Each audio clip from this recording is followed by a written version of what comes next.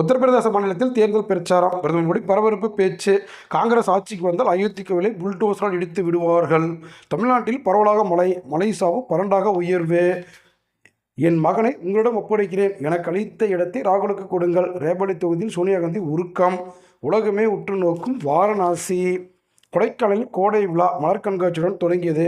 சமூக வலைதளங்களில் அமைச்சர் பழனிவேல் தியாகராஜன் அண்ணாமலை மோதல். ஒருவர் மீது ஒருவர் கேள்வி கணைகளை வீசியதால் பரபரப்பு. SSLC +2 பொதுத் தேர்வில் தமிழில் 100% மதிப்பெண் பெற்ற 43 மாணவ மாணவிகளுக்கு பாராட்டு விழா தமிழக அரசு சார்பில் சென்னையில் நடக்கிறது. கருணாநிதி நூற்றாண்டு விழா ஏற்பாடுகள் குறித்து முதலமைச்சர் மு.க.ஸ்டாலின் மூத்த நிர்வாகிகளுடன் ஆலோசனை. யாரிடமும் ஆதாயம் பெறவில்லை, நான் நேர்மையற்றவன் என்பதை நிரூபித்தால் என்னை தூக்கிலிடுங்கள். பிரதமர் மோடி பரபரப்பு பேட்டி. 3 மாவட்டங்களில் இன்று மிக கனமழைக்கு வாய்ப்பு. தமிழ்நாட்டில் அநேக இடங்களில் 22ஆம் தேதி வரை மழை நீடிக்கும்.